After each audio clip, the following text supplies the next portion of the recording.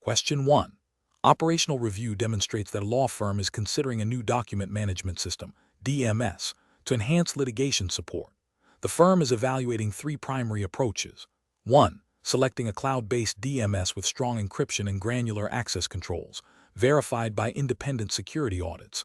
2. Opting for a low-cost, on-premise solution with basic file-sharing capabilities and manual access logging. And 3. Migrating to a free, widely used online document collaboration platform with minimal security configuration options.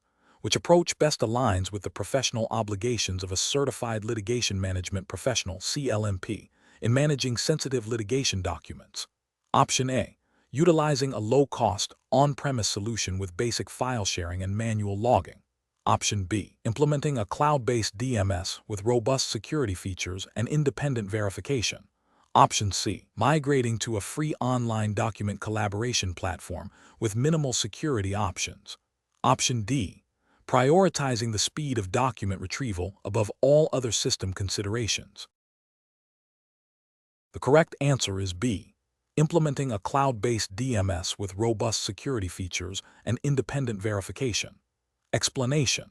This scenario is professionally challenging because it requires balancing efficiency in litigation document management with strict adherence to data privacy regulations and ethical obligations concerning client confidentiality. The Certified Litigation Management Professional, CLMP, designation implies a commitment to best practices that safeguard sensitive information while facilitating effective case preparation.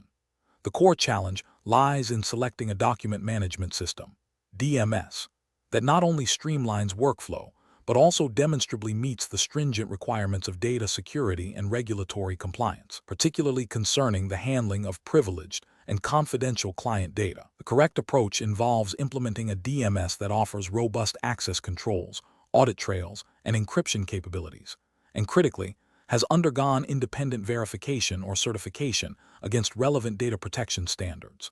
This approach is right because it directly addresses the fundamental regulatory and ethical duties of a litigation professional to protect client confidences and ensure the integrity of case documents.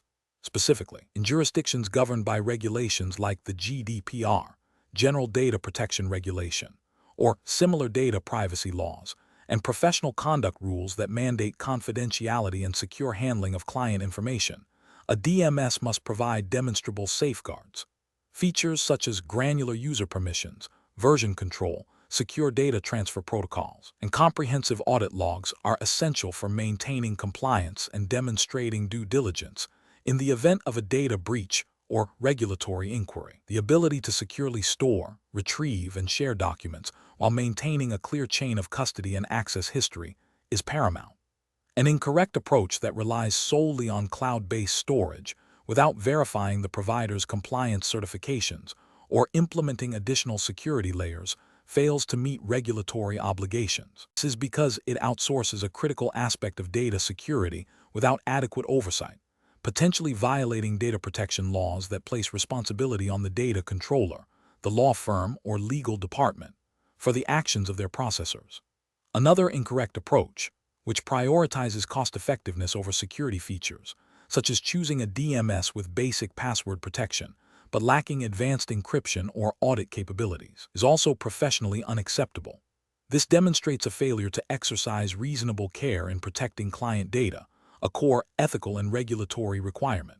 Furthermore, an approach that neglects regular training for staff on the secure use of the DMS and data handling protocols exposes the firm to significant risks of accidental disclosure or unauthorized access, violating the duty of care owed to clients, and potentially breaching data privacy regulations. The professional decision-making process for similar situations should involve a thorough risk assessment, a clear understanding of applicable regulatory frameworks, e.g., data protection laws, professional conduct rules, and a comprehensive evaluation of potential DMS solutions against these requirements.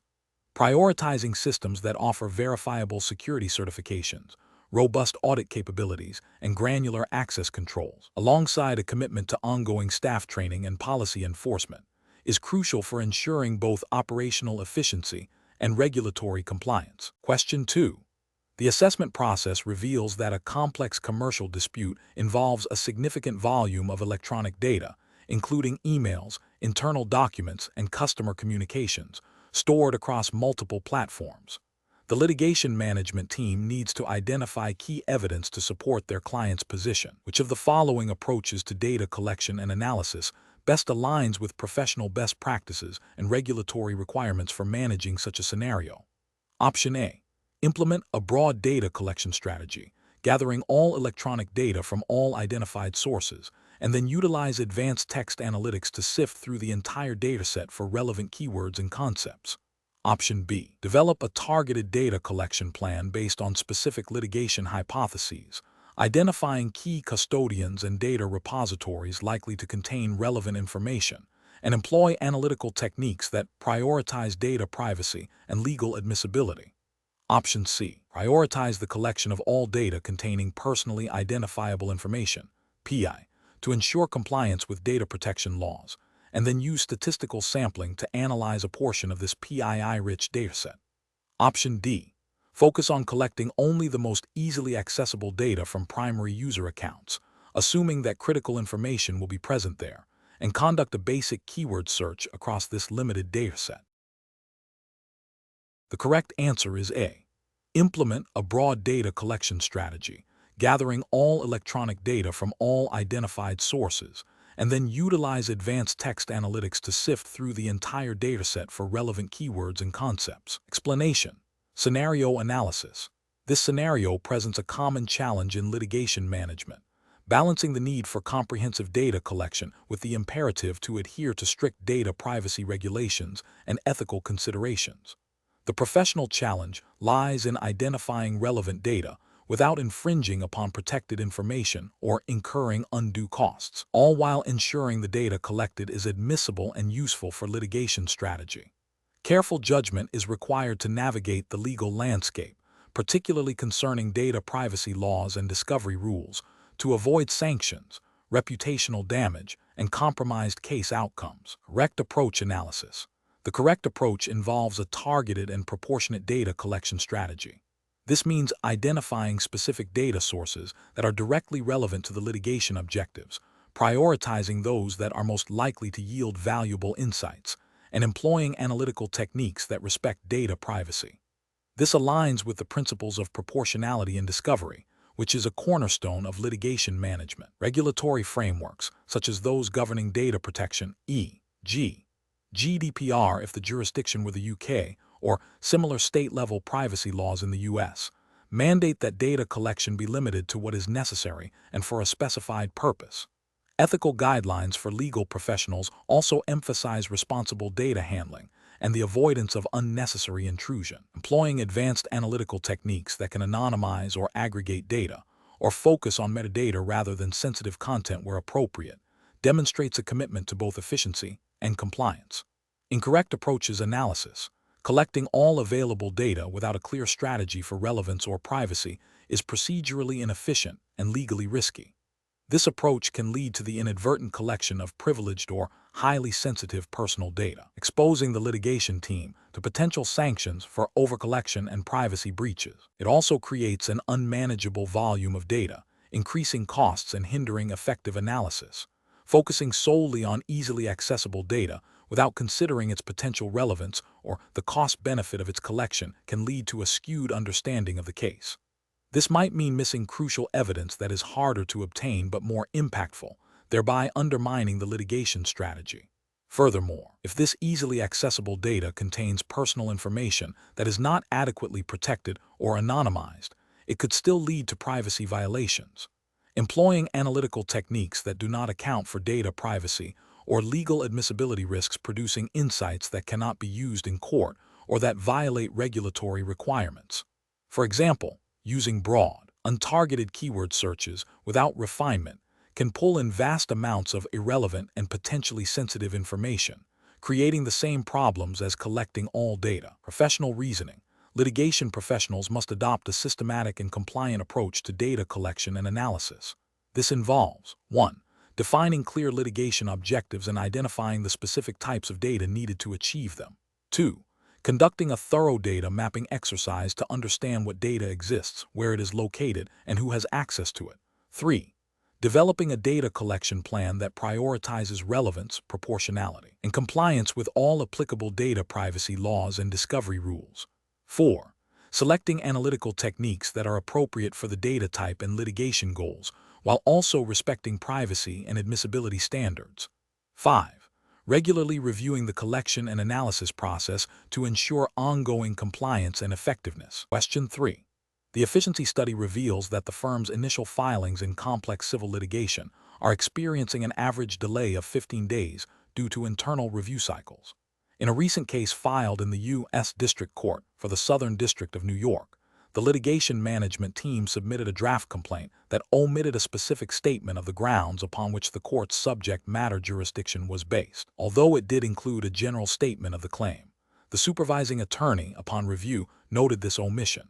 Considering the requirements of the Federal Rules of Civil Procedure, what is the most appropriate immediate action for the litigation management team to take to rectify this situation and ensure proper initial filing? Option A. File a separate document outlining the jurisdictional basis for the lawsuit, distinct from the complaint itself. Option B. Request an extension of time from the court to file an amended complaint, citing the need for further internal review. Option C. Amend the complaint to include a clear and specific statement of the grounds for federal subject matter jurisdiction, as required by Rule 8(a)(1) of the Federal Rules of Civil Procedure, and resubmit for review. Option D. Proceed with filing the complaint as drafted, assuming the court will infer jurisdiction from the nature of the claim presented. The correct answer is C. Amend the complaint to include a clear and specific statement of the grounds for federal subject matter jurisdiction, as required by Rule 8(a)(1) of the Federal Rules of Civil Procedure, and resubmit for review. Explanation. This scenario presents a professional challenge because it requires a litigation manager to balance the need for efficient case progression with the absolute requirement of adhering to the specific jurisdictional rules governing pleadings and initial filings. Misinterpreting or neglecting these rules can lead to significant procedural delays, potential dismissal of claims or defenses, and damage to the client's legal position. The core of the challenge lies in understanding the precise nature of the pleading, as defined by the relevant jurisdiction's rules, and ensuring that all necessary components are included in the initial filing to avoid jurisdictional defects. The correct approach involves meticulously reviewing the specific rules of civil procedure for the governing jurisdiction to determine what constitutes a sufficient initial pleading. This includes identifying whether a complaint, petition, or other initiating document is required, and what specific elements must be present, e.g., statement of jurisdiction, short and plain statement of the claim showing entitlement to relief, demand for judgment. For example, under the U.S. Federal Rules of Civil Procedure, Rule 8(a) outlines the requirements for a complaint, emphasizing a short and plain statement of the claim. A litigation manager must ensure their filing meets these standards to establish proper jurisdiction and avoid a motion to dismiss for failure to state a claim. This adherence to specific procedural rules is not merely a matter of efficiency, but a fundamental requirement for due process and the proper administration of justice within that jurisdiction. An incorrect approach would be to assume that a general understanding of litigation is sufficient, and to file a document that omits essential jurisdictional facts or a clear statement of the cause of action. This failure to comply with Rule 8(a) or its state equivalent would likely result in a motion to dismiss for failure to state a claim upon which relief can be granted, as the court would lack a proper basis to proceed. Another incorrect approach would be to rely on a template from a different jurisdiction without verifying its suitability for the current jurisdiction's specific pleading requirements. This could lead to the omission of crucial elements mandated by the local rules, such as specific jurisdictional allegations or particularized pleading requirements for certain types of claims, e.g., fraud. Such an oversight would not only cause delays, but could also prejudice the client by failing to properly initiate the legal action. A third incorrect approach would be to prioritize speed over accuracy by filing a document that is technically a pleading, but lacks the substantive detail required to properly inform the opposing party and the court of the nature of the dispute, thereby risking a dismissal for vagueness or lack of specificity. Professional decision-making in such situations requires a systematic approach. First, identify the governing jurisdiction. Second, consult the specific rules of civil procedure for that jurisdiction regarding initial filings and pleadings. Third, meticulously draft the filing to meet all mandated requirements, including jurisdictional grounds and a clear statement of the claim. And fourth, have the filing reviewed by legal counsel to ensure compliance before submission. This process prioritizes legal accuracy and procedural correctness over mere expediency. Question 4. What factors determine the strategic selection between filing a motion for summary judgment, a motion for a more definite statement, or a motion to strike, when seeking to challenge the sufficiency of an opposing party's pleading in a civil litigation matter governed by the federal rules of civil procedure? Option A. The primary factor is the movant's desire to delay the proceedings and increase the opposing party's litigation costs, regardless of the pleading's actual deficiency. Option B. The primary factors are the movant's assessment of the factual record, the legal sufficiency of the claims or defenses presented, and the clarity and specificity of the challenge pleading in relation to the requirements of the relevant rules of civil procedure. Option C. The primary factor is the movant's belief that the court will be more sympathetic to motions that appear to be more aggressive or confrontational. Option D. The primary factor is the movant's personal opinion about the opposing counsel's competence and the perceived fairness of the opposing party's claims. The correct answer is B. The primary factors are the movant's assessment of the factual record, the legal sufficiency of the claims or defenses presented, and the clarity and specificity of the challenged pleading in relation to the requirements of the relevant rules of civil procedure. Explanation. This scenario presents a professional challenge because a litigation manager must strategically select the most appropriate motion to advance their client's case, while adhering strictly to the procedural rules and ethical obligations governing litigation in the specified jurisdiction. The choice of motion directly impacts the case's trajectory, potential for early resolution, and resource allocation. Misjudging the suitability of a motion can lead to wasted time, increased costs, potential sanctions, and damage to the client's position. The correct approach involves a thorough assessment of the case's factual and legal merits, the procedural posture, and the specific relief sought, aligning these with the established grounds and procedural requirements for each type of motion available under the relevant rules of civil procedure. This approach is correct because it prioritizes efficiency, adherence to legal standards, and the pursuit of the most advantageous outcome for the client within the bounds of the law. It demonstrates a sophisticated understanding of motion practice as a strategic tool, not merely a procedural hurdle.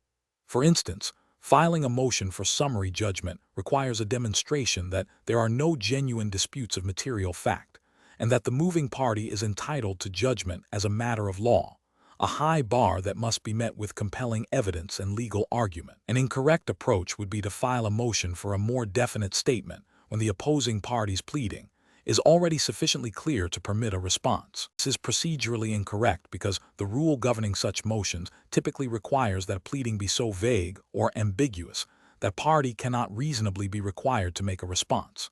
Filing it inappropriately wastes judicial resources and can be seen as a dilatory tactic, potentially leading to sanctions. Another incorrect approach would be to file a motion to strike irrelevant or scandalous material from an opposing pleading when the material, while perhaps inflammatory, is not legally prejudicial or does not violate specific rules of pleading regarding scandalous content.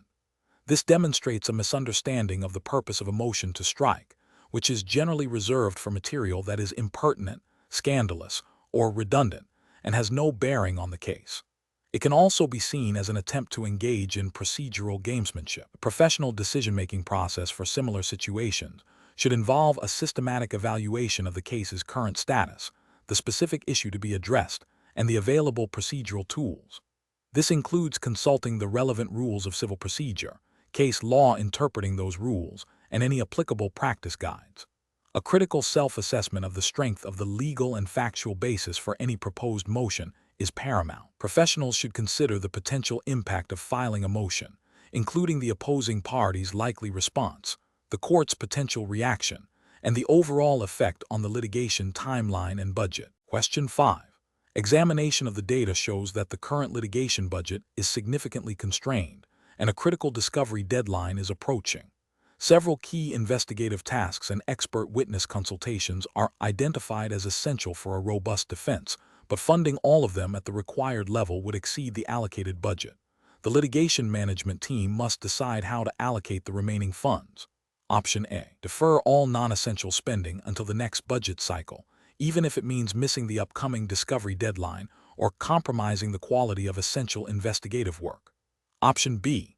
Immediately implement across-the-board budget cuts for all remaining litigation activities to ensure no single area is overfunded, regardless of its impact on critical deadlines or defense strategy.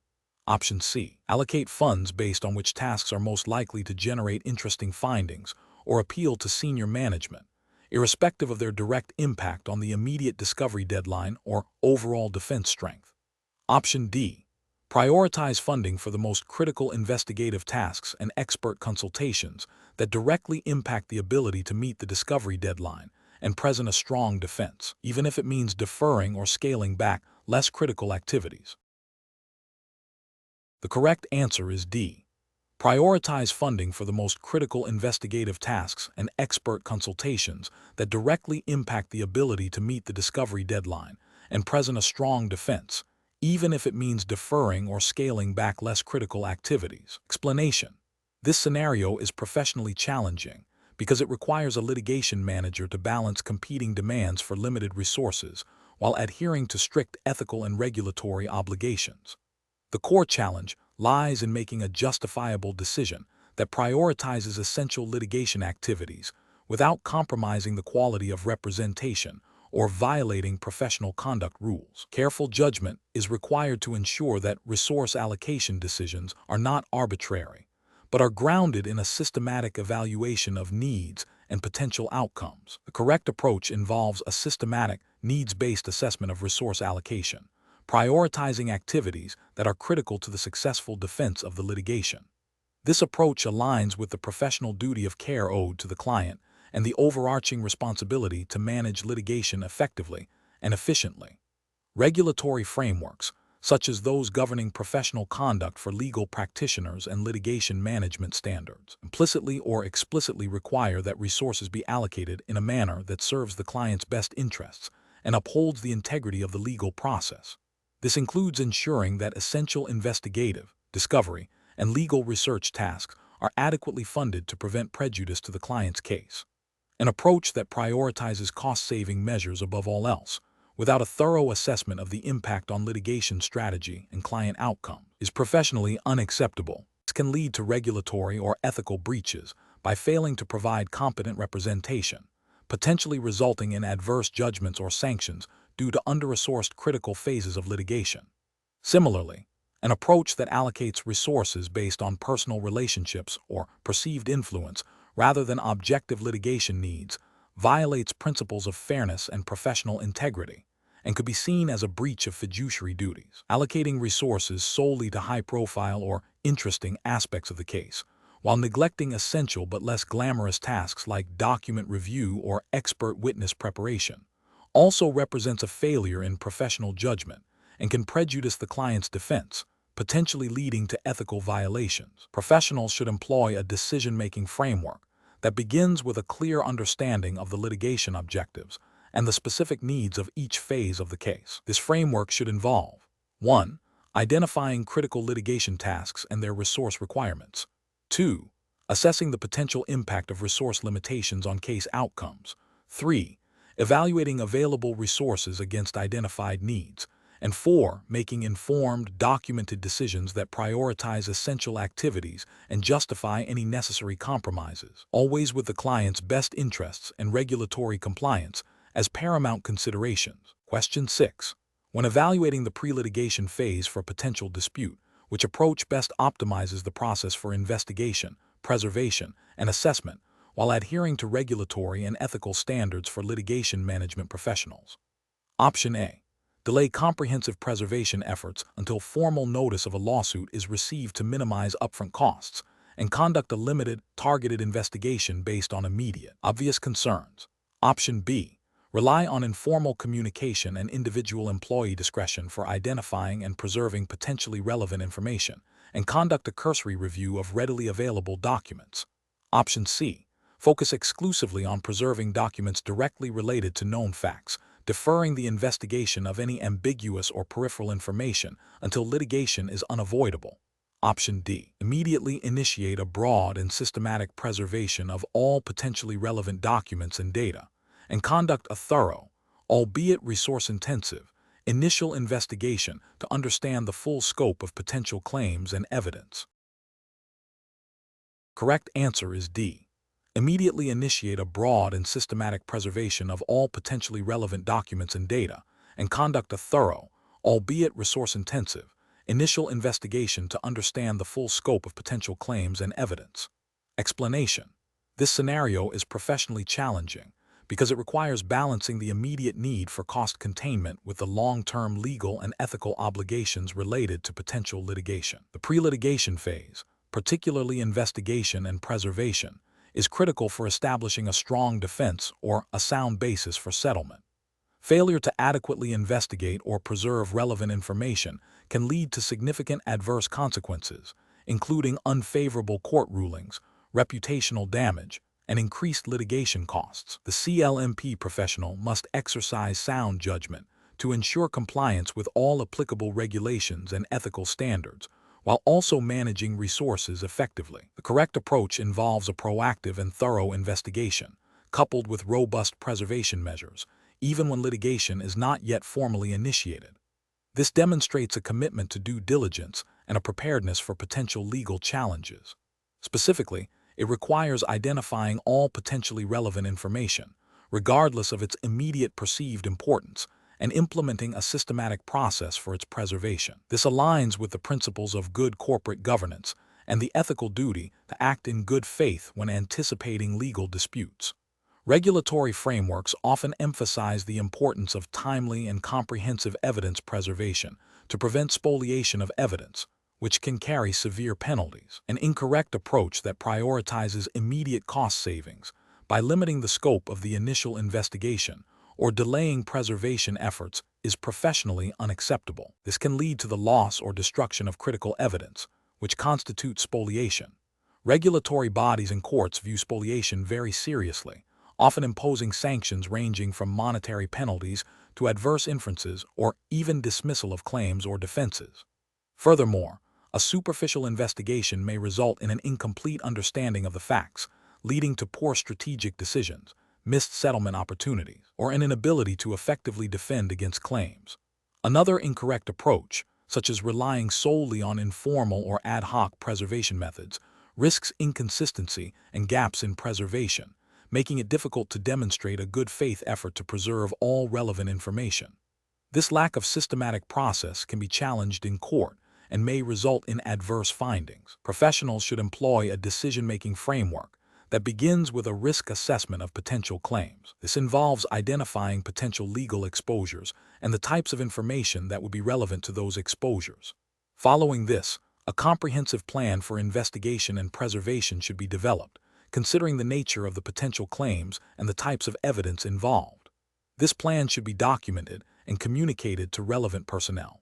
Regular review and adaptation of the plan are also crucial as the situation evolves. The focus should always be on fulfilling legal and ethical obligations, while also seeking efficient and effective solutions. Question 7. Cost-benefit analysis shows that implementing enhanced data encryption protocols and conducting regular compliance audits for client data management will significantly increase operational expenses in the short term. However, failing to do so presents a substantial risk of violating data privacy regulations, which could result in severe financial penalties and irreparable damage to the firm's reputation. As a certified litigation management professional (CLMP), what is the most appropriate course of action? Option A. Defer the implementation of enhanced data encryption and compliance audits, focusing on cost-saving measures and addressing potential regulatory issues only if they arise.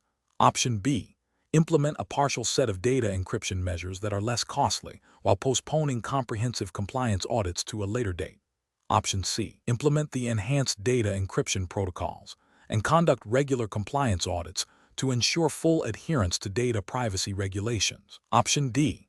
Seek to interpret data privacy regulations in the most lenient way possible to justify not implementing the full suite of recommended security measures. The correct answer is C. Implement the enhanced data encryption protocols and conduct regular compliance audits to ensure full adherence to data privacy regulations. Explanation: this scenario is professionally challenging because it requires balancing the immediate financial implications of a regulatory breach against the long-term reputational and legal consequences. A certified litigation management professional, CLMP, must navigate the complex interplay between cost-saving measures and the absolute imperative of adhering to legal and regulatory frameworks. The pressure to reduce expenses can create a temptation to overlook or minimize compliance requirements, which is a direct contravention of professional duties. Careful judgment is required to ensure that decisions are not solely driven by short-term financial gains, but are grounded in a robust understanding of the regulatory landscape and the potential ramifications of non-compliance. The correct approach involves prioritizing full compliance with all applicable legal and regulatory requirements, even if it incurs higher initial costs. This aligns with the core principles of professional conduct for a CLMP, which mandate adherence to the law and ethical standards. Specifically, the CLMP duty is to manage litigation in a manner that is both effective and lawful. Ignoring or downplaying regulatory requirements, such as data privacy laws or disclosure obligations, can lead to severe penalties, including fines, sanctions, and reputational damage that far outweigh any short-term cost savings. The regulatory framework for CLMP emphasizes integrity and adherence to established legal processes. An approach that prioritizes cost reduction by circumventing or inadequately addressing regulatory requirements is fundamentally flawed. This could manifest as failing to implement necessary data security measures to protect sensitive client information, thereby violating data protection laws. Another failure would be to omit required disclosures in litigation filings to save on legal research or expert witness fees, which could lead to sanctions for misleading the court. Such actions demonstrate a disregard for the rule of law and professional ethics, exposing the organization and the individual CLMP to significant legal liability and disciplinary action. Professionals should employ a decision-making framework that begins with identifying all relevant legal and regulatory obligations. This should be followed by an assessment of the risks and consequences of non-compliance for each obligation. The CLMP must then evaluate the costs associated with achieving full compliance and compare these to the potential costs of non-compliance, including fines, litigation, reputational damage, and loss of business. The decision must always favor compliance, with the understanding that the long-term costs of non-compliance are almost invariably higher than the costs of adherence. This framework ensures that decisions are risk-informed and ethically sound, prioritizing the integrity of the legal process and the professional standing of the CLMP. Question 8. Process analysis reveals that a litigation management team is preparing for a complex multi-jurisdictional case involving highly sensitive client data. The team needs to collaborate on discovery documents, expert reports, and settlement negotiations. Which of the following approaches best balances the need for efficient collaboration with the absolute priority of maintaining client confidentiality and data security? Adhering strictly to the CLMP regulatory framework. Option A. Employing a free, publicly available online document sharing service that allows for easy uploading and downloading of files by anyone with a link. Option B. Sharing all sensitive documents and communications via standard unencrypted email to ensure broad accessibility and ease of use for all team members. Option C.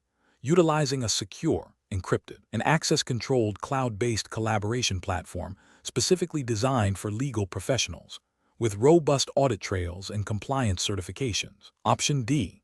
Using a personal cloud storage account that has not undergone any specific security vetting for legal practice, with the assumption that individual password protection is sufficient. The correct answer is C. Utilizing a secure, encrypted, and access-controlled cloud-based collaboration platform specifically designed for legal professionals, with robust audit trails and compliance certifications. Explanation: this scenario presents a professional challenge due to the inherent tension between the need for efficient case management and the stringent requirements for client confidentiality and data security mandated by the Certified Litigation Management Professional (CLMP) framework. particularly concerning the use of collaboration tools. Professionals must exercise careful judgment to select tools and implement practices that safeguard sensitive information while facilitating necessary communication and document sharing.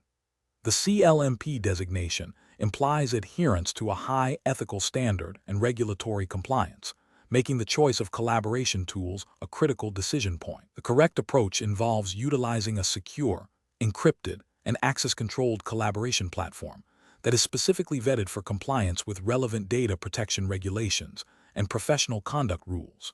This approach prioritizes client confidentiality and data integrity by employing industry-standard security protocols and ensuring that all parties involved have appropriate authorization. Regulatory justification stems from the fundamental duty of care owed to clients, which includes protecting their sensitive information from unauthorized disclosure or breaches.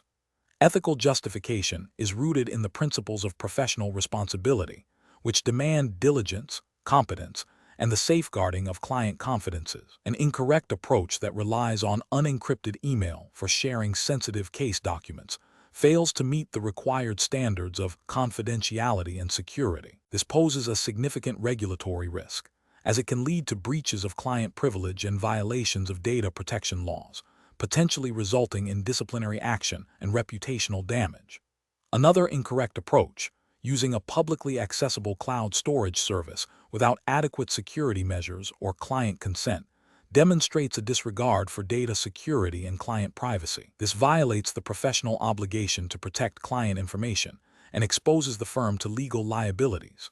A third incorrect approach, employing a collaboration tool with known vulnerabilities or a history of data breaches, shows a lack of due diligence and competence in selecting appropriate technology, directly contravening the CLMP emphasis on professional standards and risk management. Professionals should employ a decision-making framework that begins with identifying the specific data security and confidentiality requirements of the case and the applicable regulatory landscape. This should be followed by a thorough evaluation of potential collaboration tools, assessing their security features, compliance certifications, and vendor track records. Obtaining explicit client consent for the use of any new tool, especially if it involves sharing data outside of traditional secure channels, is also a crucial step. Regular review and updating of security protocols and tool usage policies are essential to maintain compliance and mitigate evolving risks. Question 9. Regulatory review indicates that a client is seeking greater cost predictability for an upcoming complex commercial dispute. As a certified litigation management professional, CLMP, which of the following approaches to structuring an alternative fee arrangement, AFA, best aligns with professional ethical obligations and regulatory guidelines for managing litigation costs?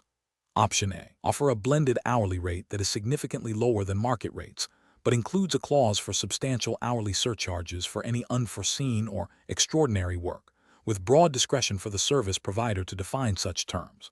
Option B. Agree to a broad hourly rate cap for the entire litigation, without a detailed breakdown of anticipated tasks or a mechanism for adjusting the cap if the case evolves beyond initial expectations.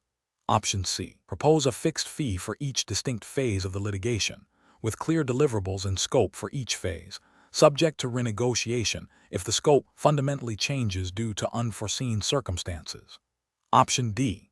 Implement a success fee based on a percentage of the total damages awarded, irrespective of the actual legal work performed or the complexity of the legal arguments presented. The correct answer is C. Propose a fixed fee for each distinct phase of the litigation, with clear deliverables and scope for each phase, subject to renegotiation if the scope fundamentally changes due to unforeseen circumstances. Explanation: this scenario is professionally challenging because it requires a litigation management professional to balance the client's desire for cost predictability with the ethical obligations to ensure fair and reasonable billing practices, all within the specific regulatory framework governing the Certified Litigation Management Professional (CLMP) designation. The core tension lies in structuring an alternative fee arrangement, AFA, that is transparent, justifiable, and compliant with professional standards, avoiding arrangements that could be perceived as incentivizing inefficiency or overcharging. The correct approach involves a thorough understanding of the client's litigation objectives and risk tolerance, coupled with a detailed analysis of the likely scope of work and associated costs. This allows for the creation of an AFA that aligns the interests of both the client and the legal service provider, such as a fixed fee for specific phases of litigation or a blended hourly rate that offers some predictability. This approach is ethically sound and professionally responsible because it prioritizes transparency, client value, and the efficient management of legal services, aligning with the CLMP mandate to promote effective and ethical litigation management. It ensures that the fee structure is directly related to the services rendered and the anticipated outcomes, fostering trust and accountability. An incorrect approach would be to propose a cap on fees without a clear understanding of the underlying work required, as this could lead to underestimation of costs and potential pressure to cut corners on essential legal work, thereby compromising the quality of representation. This fails to meet the ethical obligation to provide competent representation and could violate principles of fair billing. Another incorrect approach would be to implement a success fee that is disproportionately high without a clear and quantifiable measure of success, as this could be seen as exploitative and not reflective of the actual effort and expertise expended. This arrangement risks creating an undue incentive for aggressive tactics rather than efficient resolution, and may not align with the principle of reasonable compensation for services. A third incorrect approach would be to agree to a fee structure that lacks clear definitions of services included and excluded, leading to potential disputes and a lack of transparency for the client. This ambiguity undermines the trust essential in a client-provider relationship and can lead to accusations of overcharging or misrepresentation. Professionals should approach AFA discussions by first engaging in a detailed discovery process with the client to understand their specific needs and concerns. This should be followed by a realistic assessment of the legal matter's complexity and potential costs. The chosen AFA should then be clearly documented, outlining all terms, conditions, and potential adjustments, ensuring mutual understanding and agreement. Regular communication and review of the AFA's performance against agreed-upon metrics are crucial for maintaining ethical compliance and client satisfaction. Question 10. Process analysis reveals that a significant amount of time is being spent by the litigation team on drafting discovery requests, leading to delays in case progression.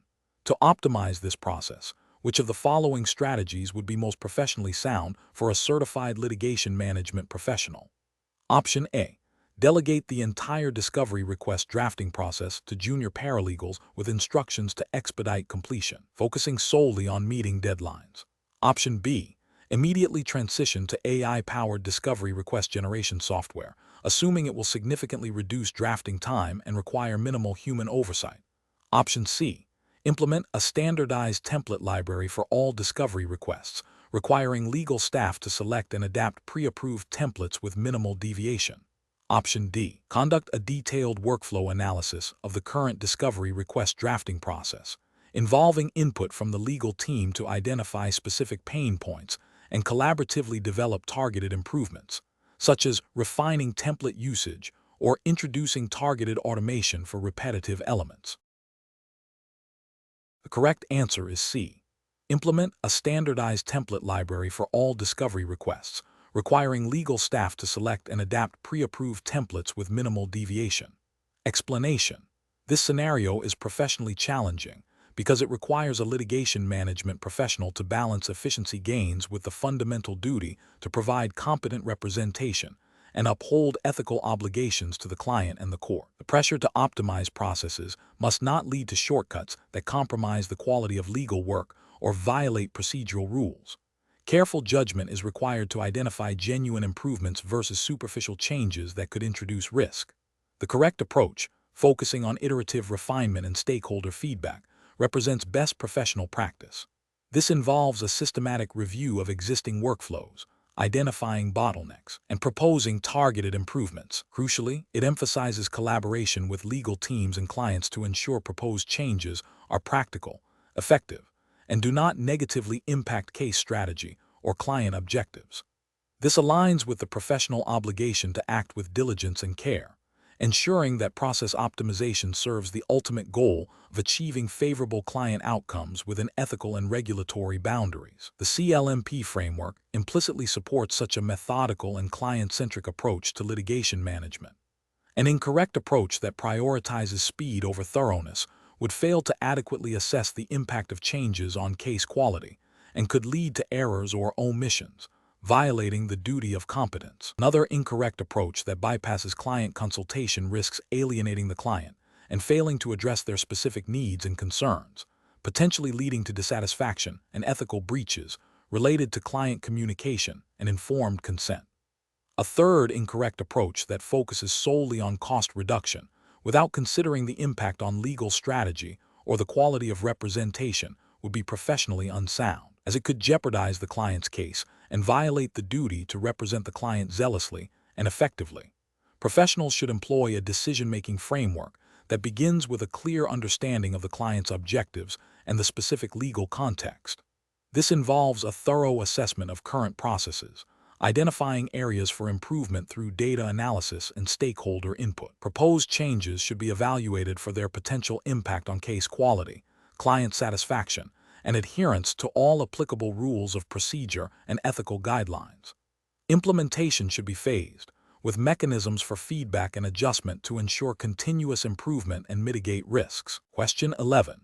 The monitoring system demonstrates that a client, dissatisfied with the current evidentiary support for their claim, has instructed their litigation professional to subtly misrepresent the scope and impact of a minor piece of evidence during upcoming depositions, believing this will create a more favorable impression for their case.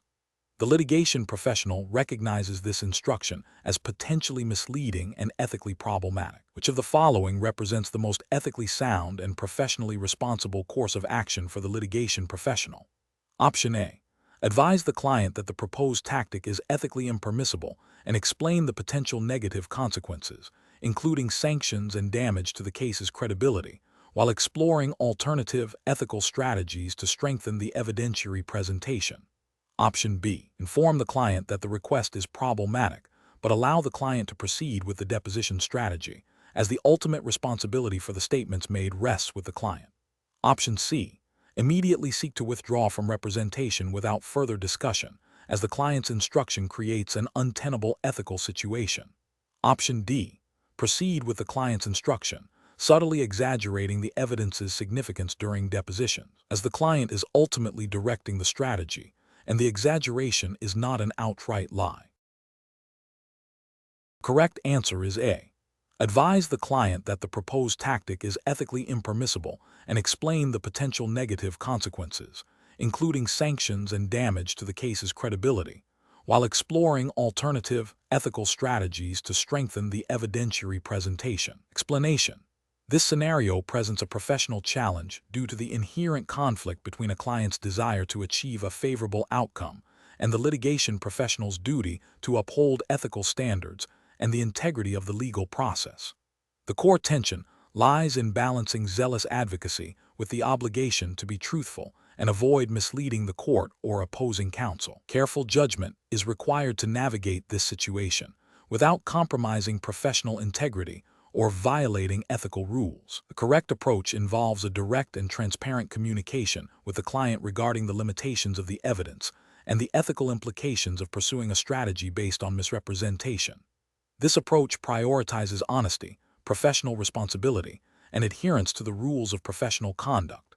Specifically, it aligns with the ethical duty of candor toward the tribunal and the prohibition against making false statements of fact or law. By advising the client against the proposed tactic and explaining the potential consequences, the litigation professional acts in accordance with their professional obligations to the court and the broader justice system. This proactive communication also serves to manage client expectations and educate them on ethical boundaries. An incorrect approach that involves proceeding with the misleading tactic, even if subtly, would constitute a serious ethical violation. This would breach the duty of candor owed to the court and could lead to sanctions, disciplinary action, and damage to the professional's reputation. It would also undermine the adversarial system by relying on deception rather than legitimate evidence and argument. Another incorrect approach, that of passively allowing the client to pursue the misleading tactic without intervention, is also professionally unacceptable. While not actively engaging in the misrepresentation, the litigation professional has a duty to prevent or rectify such conduct. Failure to do so can be seen as complicity and a dereliction of professional duty. A further incorrect approach, that of withdrawing from representation without adequately addressing the ethical dilemma, might seem like an escape, but it fails to fulfill the professional's responsibility to uphold ethical standards. While withdrawal may be necessary in some circumstances, it should not be used as a means to avoid confronting and resolving an ethical conflict. The professional has a duty to act responsibly even when terminating a relationship. The professional decision-making process in such situations should involve 1. Identifying the ethical conflict. 2. Consulting relevant rules of professional conduct and ethical guidelines. 3. Communicating clearly and directly with the client about the ethical boundaries and potential consequences of their proposed actions. 4. Advising the client on ethical and lawful alternatives. 5. If the client insists on unethical conduct, considering appropriate steps, which may include further consultation, seeking guidance from a professional ethics committee, or, as a last resort, seeking to withdraw from representation in a manner that minimizes prejudice to the client and upholds professional integrity. Question 12. Benchmark analysis indicates that e-discovery costs are a significant concern for litigation management professionals. Considering the need for cost containment while adhering to discovery obligations, which of the following strategies best balances efficiency with the duty to produce relevant information? Option A. Implementing a phased review process that prioritizes documents based on their relevance and potential evidentiary value, utilizing technology-assisted review where appropriate. Option B. Limiting the number of custodians and data sources to be reviewed to the absolute minimum, regardless of their potential relevance. Option C. Relying exclusively on broad keyword searches across all collected data without any human validation or refinement. Option D. Deleting all data older than a specified period without a formal legal hold process or assessment of discoverability. The correct answer is A. Implementing a phased review process that prioritizes documents based on their relevance and potential evidentiary value, utilizing technology-assisted review where appropriate. Explanation. Scenario analysis. This scenario is professionally challenging because it requires balancing the imperative to contain e-discovery costs with the overarching ethical and legal obligations to conduct thorough and effective discovery. Litigation management professionals must navigate the tension between efficiency and completeness, ensuring that cost-saving measures do not compromise the integrity of the discovery process or violate their duties to the client and the court. The pressure to reduce expenses can lead to shortcuts that, while seemingly cost-effective in the short term, can result in significant legal and ethical repercussions down the line, including sanctions, adverse inferences, or even malpractice claims. Careful judgment is required to identify strategies that are both cost-efficient and legally sound. Correct approach analysis. The correct approach involves implementing a phased review process that prioritizes documents based on their relevance and potential evidentiary value. This strategy is ethically and regulatorily sound because it aligns with the principles of proportionality and reasonableness in discovery, as emphasized in rules governing e-discovery. By focusing initial review efforts on the most likely relevant documents, litigation management professionals can significantly reduce the volume of data that requires in-depth human review, thereby containing costs. This approach also allows for the early identification of key evidence, which can inform case strategy and potentially lead to earlier resolution. It respects the duty of zealous representation within ethical bounds by ensuring that critical information is not overlooked due to cost-cutting measures. Incorrect approaches analysis. One incorrect approach is to rely solely on keyword searching without any form of human oversight or refinement. This is ethically and regulatorily problematic because keyword searches are often imprecise and can lead to a high rate of both false positives, including irrelevant documents, and false negatives, missing relevant documents. This can result in wasted review time and cost, or worse, the failure to produce crucial evidence, potentially leading to sanctions or adverse inferences. Another incorrect approach is to limit the scope of custodians or data sources without a thorough understanding of their potential relevance. This can violate discovery obligations by failing to produce discoverable information, thereby breaching the duty of diligence and potentially exposing the client to sanctions.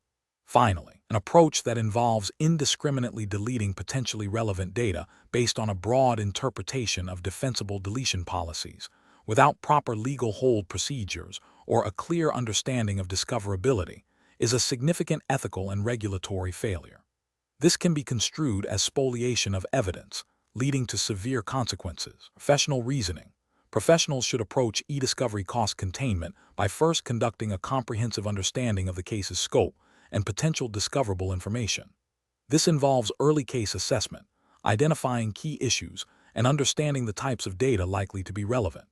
Next, they should collaborate with legal counsel to develop a defensible discovery plan that incorporates technology-assisted review (TAR) and phased review strategies. This plan should be tailored to the specific facts and circumstances of the case, ensuring proportionality.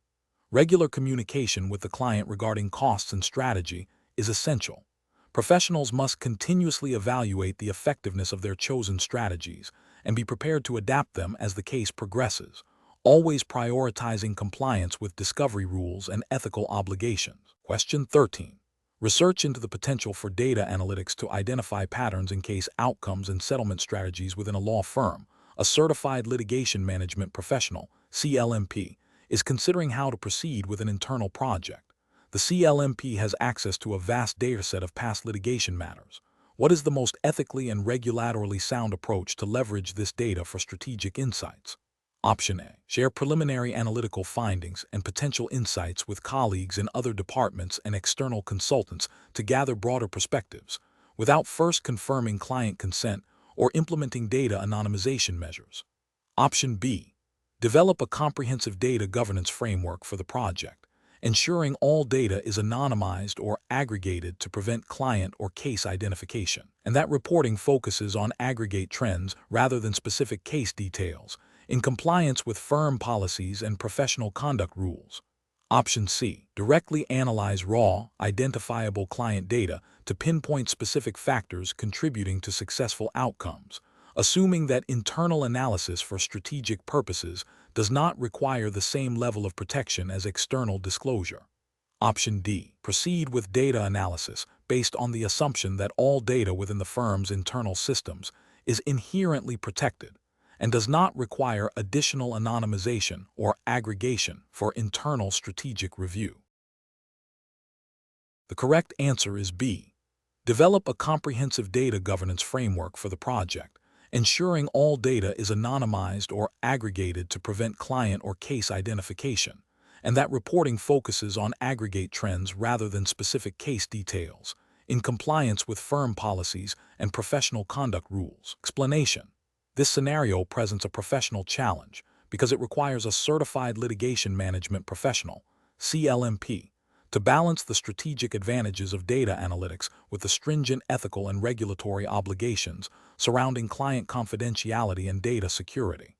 The CLMP must ensure that any data analysis, even for internal strategic purposes, does not inadvertently breach these duties. The challenge lies in identifying and mitigating risks associated with data access, anonymization, and reporting, particularly when the data originates from sensitive litigation matters. The correct approach involves a thorough review of the firm's data governance policies and relevant professional conduct rules to ensure that any data analytics project is conducted within strict ethical and legal boundaries.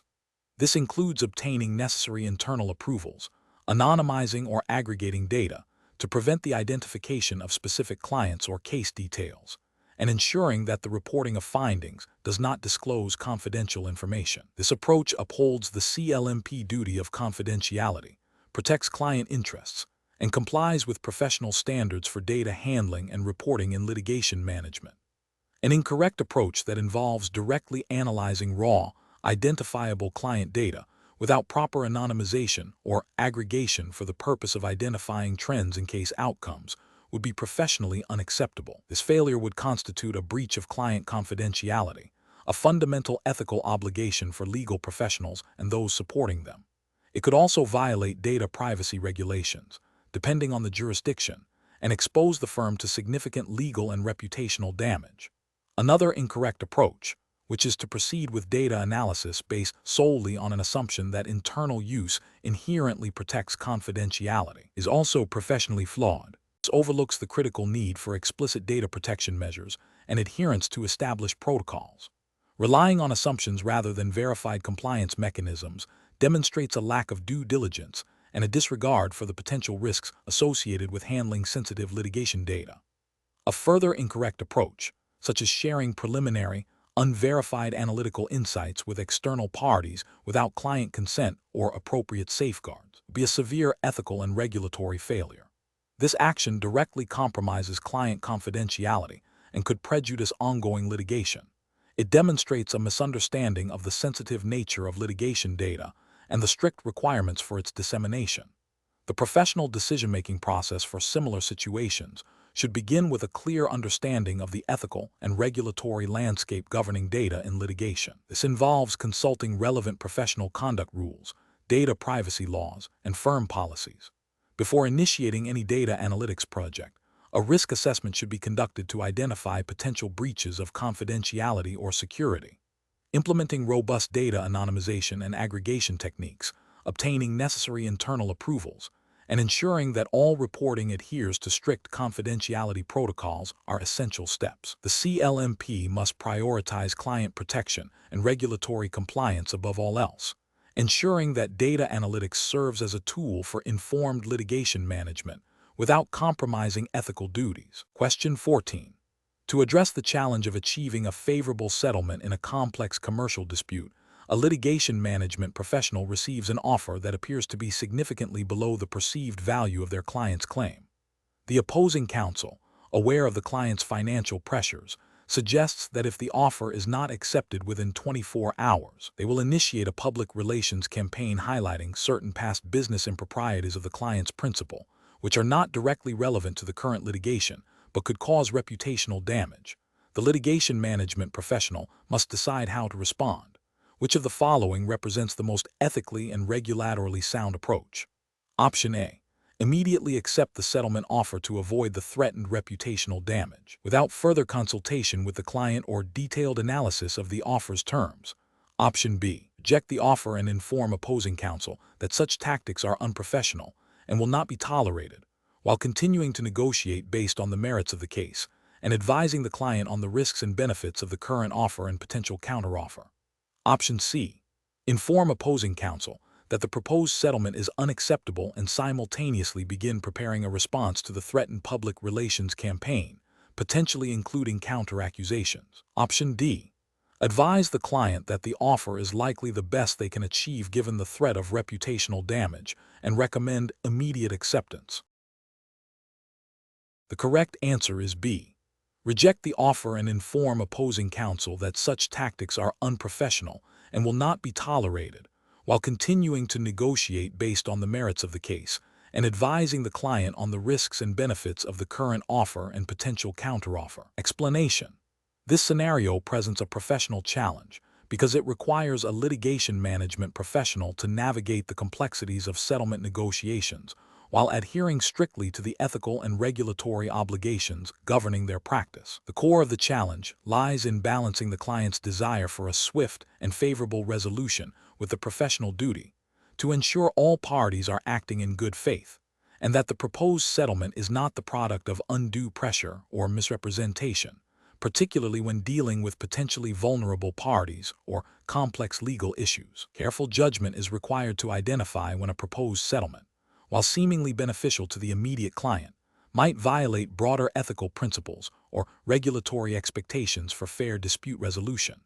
The correct approach involves a thorough review of the proposed settlement terms to ensure they are fair, reasonable, and accurately reflect the legal and factual merits of the case, without resorting to coercive tactics or misleading statements. This approach aligns with the fundamental ethical obligations of a litigation management professional to act with integrity, competence, and in the best interests of their client, while also upholding the principles of fair play and due process inherent in the legal system.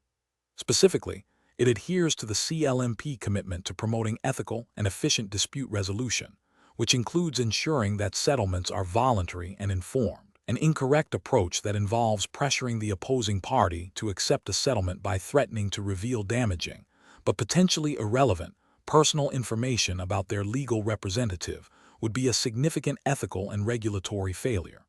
This tactic constitutes professional misconduct, as it moves beyond legitimate negotiation tactics into the realm of harassment and potentially violates rules of professional conduct that prohibit engaging in dishonest or fraudulent conduct, or conduct prejudicial to the administration of justice. Such actions undermine the integrity of the settlement process and can lead to disciplinary action.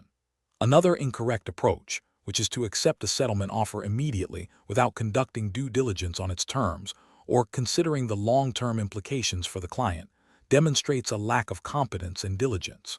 This failure to adequately represent the client's interests, potentially leading to an unfavorable or detrimental settlement, violates the professional duty of care. It also disregards the regulatory expectation that professionals will manage litigation matters with the necessary skill and attention. A third incorrect approach, which is to misrepresent the strength of the client's case to induce the opposing party into accepting a settlement, is a clear violation of ethical principles. This constitutes dishonesty and deception, undermining the trust essential for effective dispute resolution and potentially exposing the professional to sanctions. It directly contravenes the obligation to be truthful and to avoid misleading statements in professional dealings. The professional decision-making process for similar situations should involve a systematic evaluation of the proposed settlement against established ethical guidelines and regulatory requirements.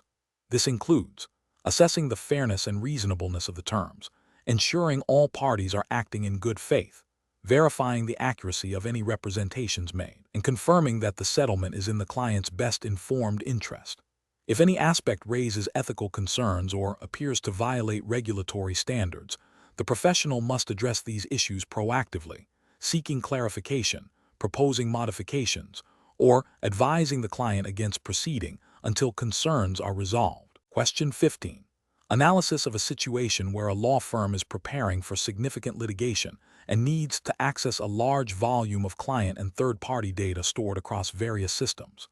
The data is known to contain personal information. Which of the following approaches best aligns with data privacy and security regulations for managing this data during the litigation preparation phase? Option A. Immediately download all potentially relevant data to a secure, but unassessed, server to ensure timely access for litigation strategy development. Option B. Proceed with data access and processing, hoping that no data breaches or misuse will occur during the litigation preparation. Option C.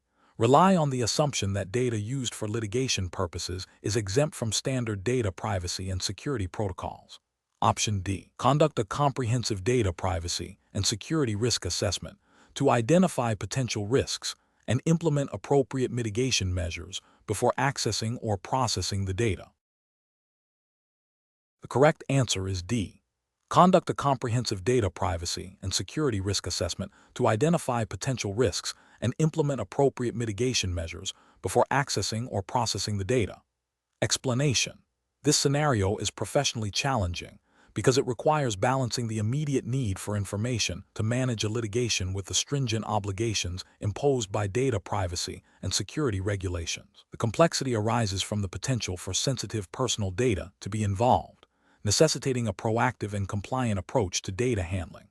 Careful judgment is required to ensure that the pursuit of litigation objectives does not inadvertently lead to regulatory breaches or ethical violations.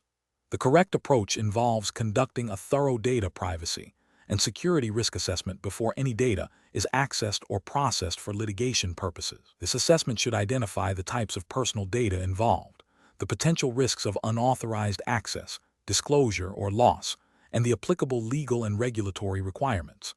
Based on this assessment, appropriate technical and organizational measures, such as anonymization, pseudonymization, access controls, and secure storage, can be implemented to mitigate identified risks and ensure compliance with relevant data protection laws. This proactive risk management is crucial for demonstrating due diligence and fulfilling legal obligations to protect personal data.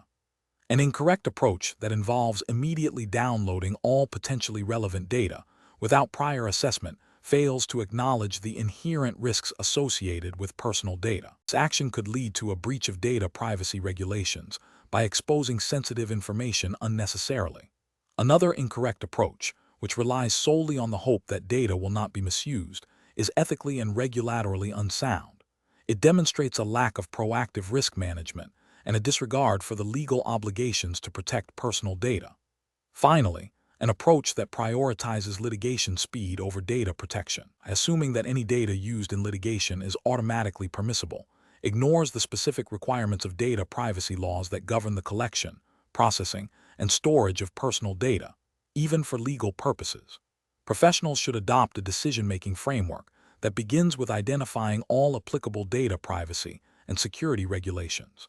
This is followed by a comprehensive risk assessment tailored to the specific data and litigation context.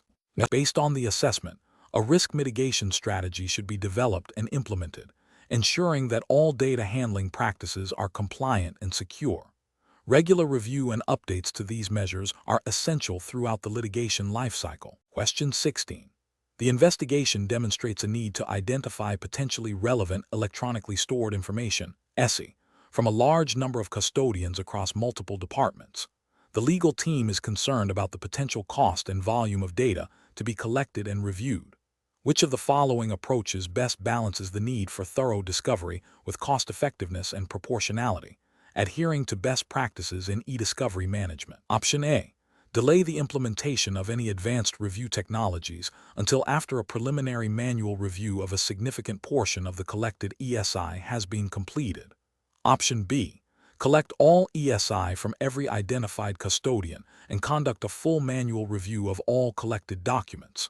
Option C. Rely solely on a broad range of keyword searches across all ESI sources without any initial custodian prioritization or advanced review technologies.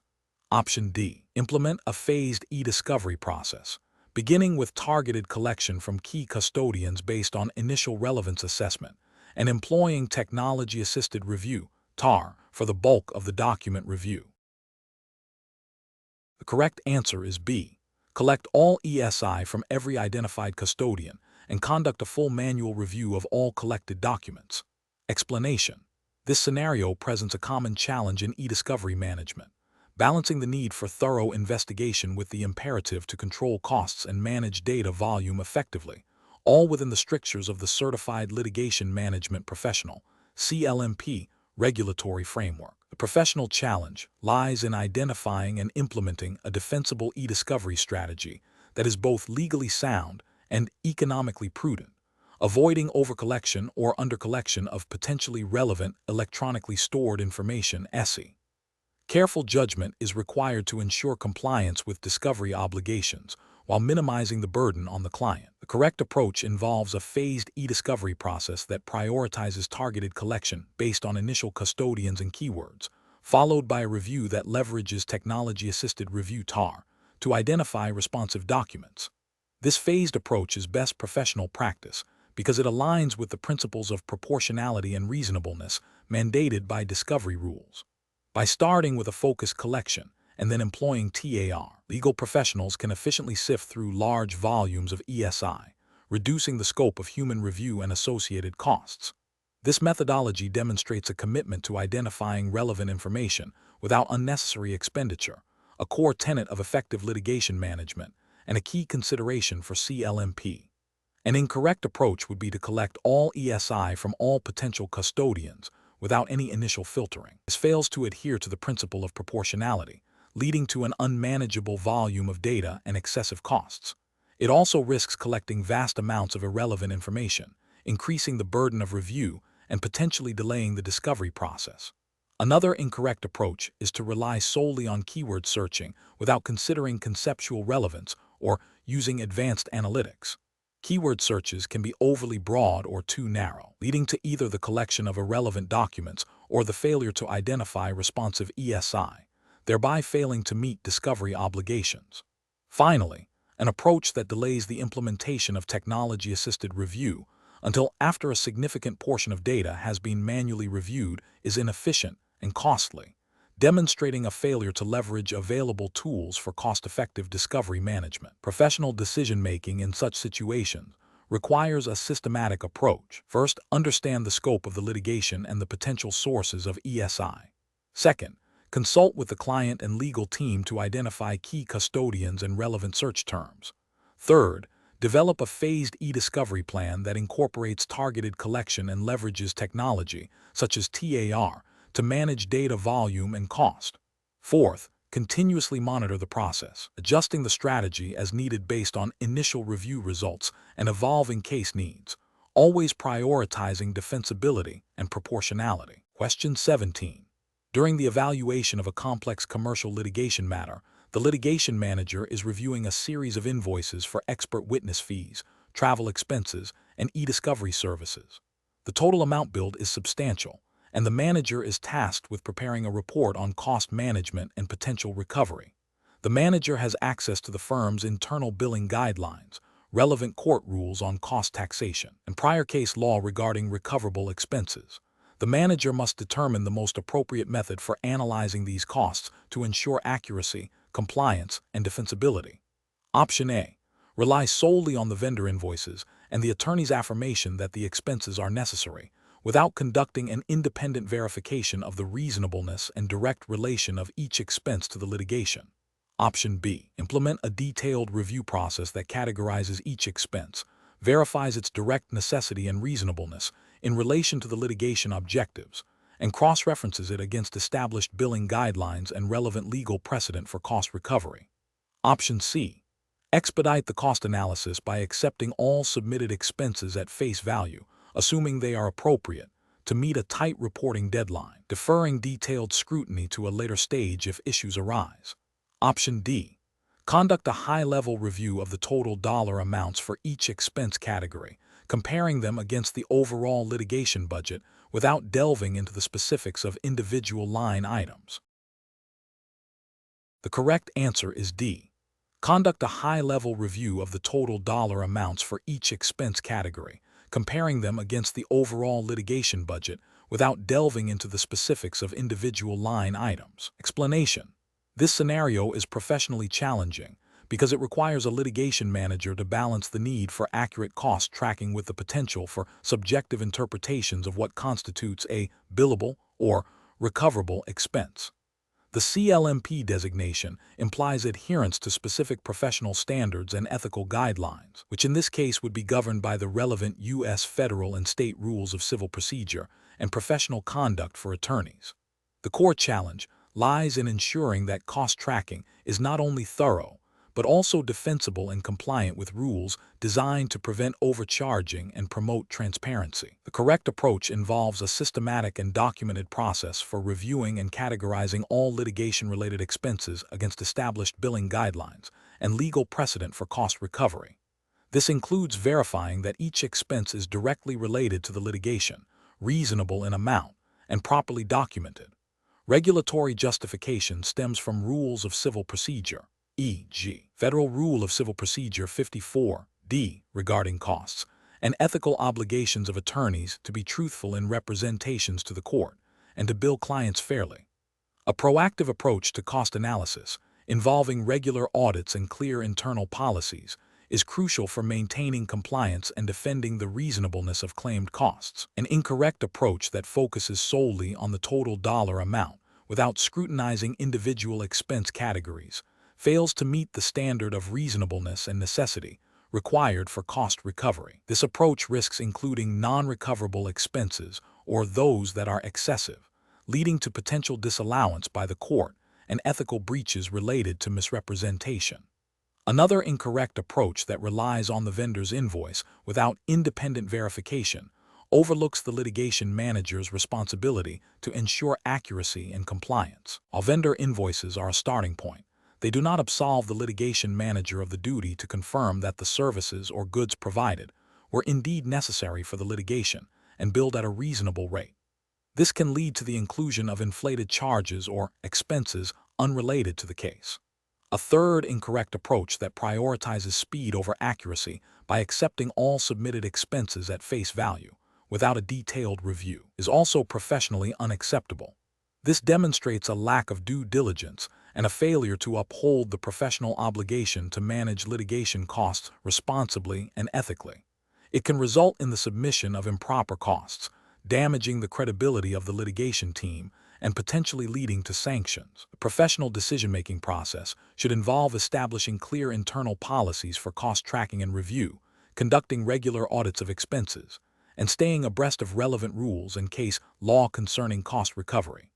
When faced with ambiguous expenses, the litigation manager should err on the side of caution, seeking clarification from legal counsel or the billing attorney before approving or submitting the cost, ensuring all actions align with regulatory requirements and ethical standards. Question 18. The assessment process reveals that the litigation team is considering implementing a new e-discovery platform for a complex commercial dispute. The primary considerations for the platform selection are its perceived ability to reduce review time and associated costs. One proposed approach is to configure the platform to perform only basic keyword searches across all collected ESI, with minimal filtering, to expedite the initial data reduction. Another approach suggests utilizing advanced search functionalities, including concept searching and date range limitations, in conjunction with deduplication and near-duplicate identification, to precisely target responsive documents, even if this requires a more nuanced initial configuration and potentially a slightly longer initial processing phase. A third approach proposes limiting the scope of data collection to only the most obviously relevant custodians, thereby reducing the overall volume of ESI to be processed and reviewed, which approach best aligns with the professional obligations and best practices for managing e-discovery in litigation. Option A. Prioritize the lowest cost e-discovery platform available, regardless of its advanced search and filtering capabilities, to maximize cost savings. Option B. Configure the platform to perform only basic keyword searches across all collected ESI, with minimal filtering to expedite the initial data reduction. Option C. Utilize advanced search functionalities, including concept searching and date range limitations, in conjunction with deduplication and near-duplicate identification, to precisely target responsive documents. Option D. Limit the scope of data collection to only the most obviously relevant custodians, thereby reducing the overall volume of ESI to be processed and reviewed. The correct answer is C. Utilize advanced search functionalities, including concept searching and date range limitations, in conjunction with deduplication and near-duplicate identification, to precisely target responsive documents. Explanation.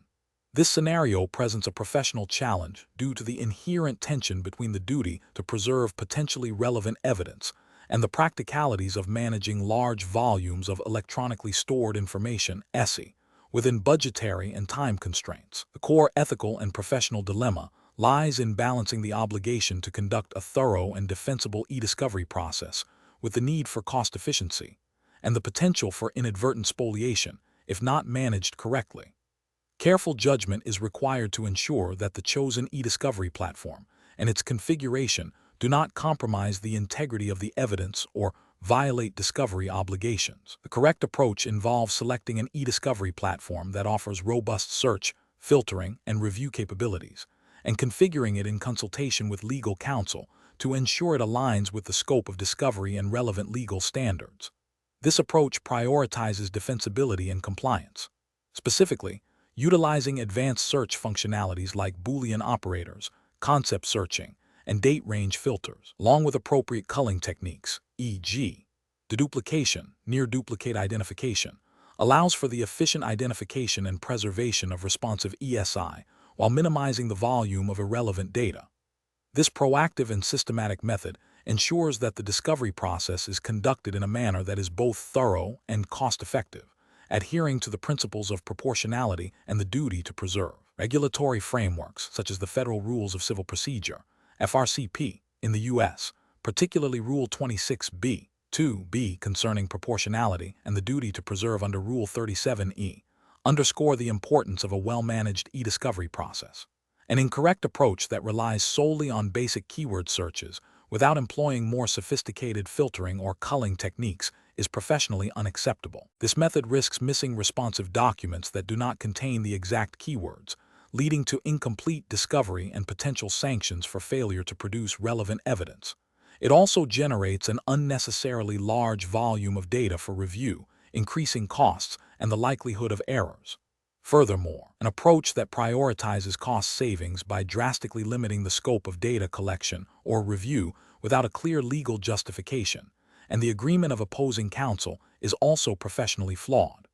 This can be construed as an attempt to obstruct discovery or an abdication of the duty to preserve, potentially leading to adverse inferences or sanctions. Another incorrect approach would be to implement an e-discovery platform without adequate training or understanding of its capabilities, leading to misconfigurations that either miss relevant data or inadvertently delete it, constituting spoliation. The professional decision-making process for similar situations should involve a thorough understanding of the scope of discovery, the nature of the ESI involved, and the applicable legal and ethical obligations. This includes consulting with legal counsel to define search parameters, develop a defensible culling strategy, and select an e-discovery platform that can support these requirements. A risk-based assessment should be conducted to identify potential pitfalls and implement appropriate safeguards. Continuous monitoring and validation of the e-discovery process are also crucial to ensure its integrity and compliance throughout the litigation lifecycle. Question 19. Governance review demonstrates that the firm's litigation management team is consistently struggling to define the optimal transition point from early case assessment and risk mitigation to active defense and discovery phases, leading to either premature resource reallocation or prolonged, inefficient pretrial activities. Which approach best addresses this implementation challenge within the CLMP regulatory framework? Option A. Mandate a fixed timeline for all cases to transition from early assessment to active defense, irrespective of case complexity or the volume of outstanding discovery. Option B. Implement a structured phased transition protocol that links resource allocation and strategic focus to predefined milestones within the litigation lifecycle, such as completion of initial pleadings, fulfillment of initial discovery requests, and expert witness retention. Option C. Delegate the decision for transitioning between litigation phases solely to junior associates to foster their development in case management. Option D. Prioritize immediate settlement discussions in all cases upon filing, regardless of the stage of factual investigation or legal analysis. The correct answer is B. Implement a structured, phased transition protocol that links resource allocation and strategic focus to predefined milestones within the litigation lifecycle, such as completion of initial pleadings, fulfillment of initial discovery requests, and expert witness retention. Explanation. This scenario presents a professional challenge because it requires balancing competing demands within the litigation lifecycle. The need for efficient case management and cost control against the imperative to maintain robust legal defenses and adhere to discovery obligations. The challenge lies in identifying the optimal point to transition from proactive risk mitigation and early case assessment to a more reactive, defense-focused strategy, all while remaining compliant with the governing regulatory framework for the Certified Litigation Management Professional, CLMP, designation. Careful judgment is required to avoid premature cessation of investigative activities that could jeopardize the defense, or conversely, prolonging costly pretrial phases unnecessarily. The correct approach involves a phased transition based on the evolving nature of the litigation. This approach recognizes that early stages focus on understanding liability and potential exposure, while later stages demand a more intensive focus on evidence gathering, legal strategy refinement, and settlement or trial preparation. This phased transition is justified by the CLMP ethical obligations to manage litigation effectively and responsibly, ensuring that resources are allocated appropriately throughout the lifecycle. It aligns with best practices in litigation management, which emphasize adaptability and strategic resource deployment based on case development. An incorrect approach that prematurely shifts resources away from essential discovery and expert engagement, based solely on an initial assessment of low exposure, fails to account for the dynamic nature of litigation. This could lead to regulatory or ethical breaches by compromising the ability to adequately defend the client, potentially violating duties of competence and diligence. Another incorrect approach that continues extensive, unfocused pre-discovery investigation long after initial assessments are complete, without clear strategic objectives, represents a failure in cost management and efficient resource allocation, potentially breaching fiduciary duties to the client and demonstrating a lack of strategic foresight. A third incorrect approach that prioritizes settlement discussions over thorough, factual investigation and legal analysis, even when significant factual disputes remain, risks entering into unfavorable agreements due to incomplete information, thereby failing to uphold the client's best interests and potentially violating professional standards of care. Professionals should employ a decision-making framework that involves continuous assessment of case progress against established litigation objectives. This includes regular review of discovery outputs, expert reports, and evolving legal precedents. The framework should prioritize strategic alignment, ensuring that resource allocation and tactical decisions at each stage of the litigation lifecycle directly support the overarching defense strategy and client goals, while remaining mindful of budgetary constraints and regulatory compliance. Question 20. Comparative studies suggest that effective litigation management hinges on a robust understanding of potential legal exposures. A client, a mid-sized manufacturing company, has recently expanded its product line into a new international market. The company has provided general information about its operations, but has not detailed specific contractual agreements or past dispute history. As a certified litigation management professional, CLMP, what is the most appropriate initial approach to identifying and assessing the litigation risks associated with this expansion? Option A.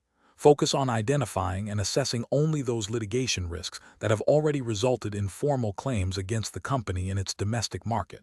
Option B. Conduct a broad review of common litigation risks faced by manufacturing companies in that specific international market and provide a general overview of potential issues. Option C. Advise the client to wait for any potential legal challenges to arise before initiating any formal risk assessment process.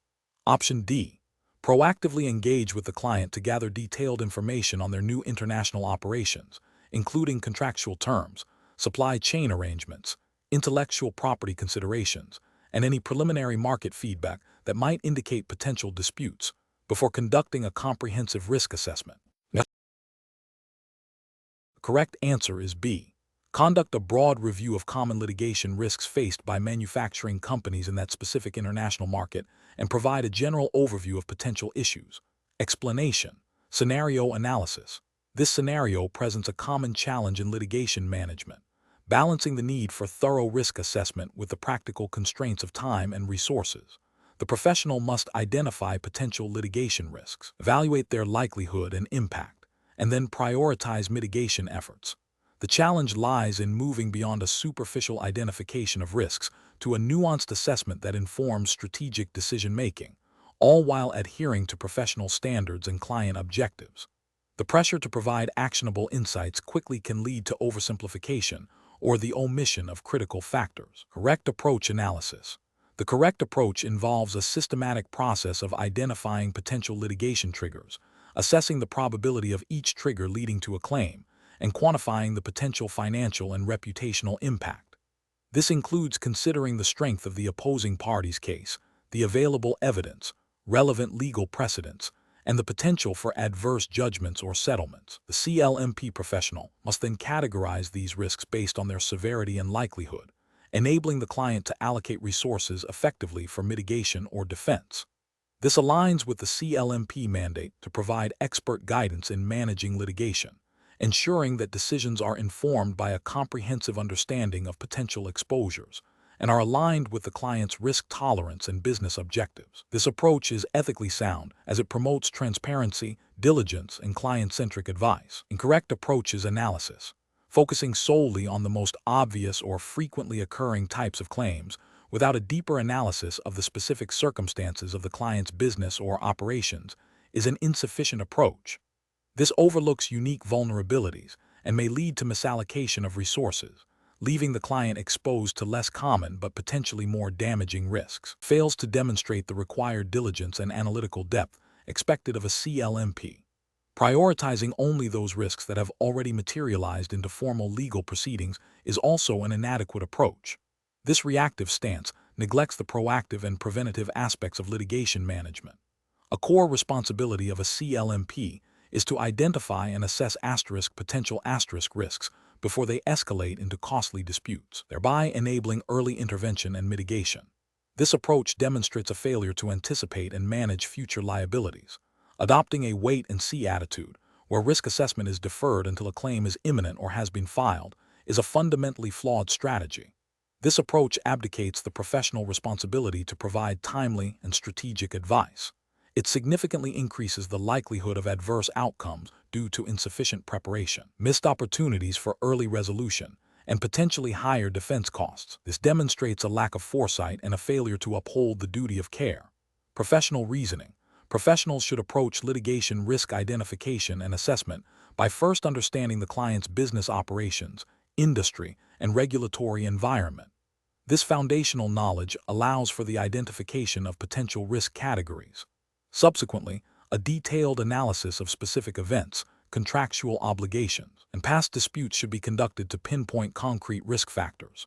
The assessment should then involve a qualitative and, where possible, quantitative evaluation of the likelihood and impact of each identified risk. This evaluation should be documented, and the findings should be communicated clearly to the client, along with recommended mitigation strategies. The decision-making process should be iterative, with regular reviews and updates to the risk assessment as circumstances change.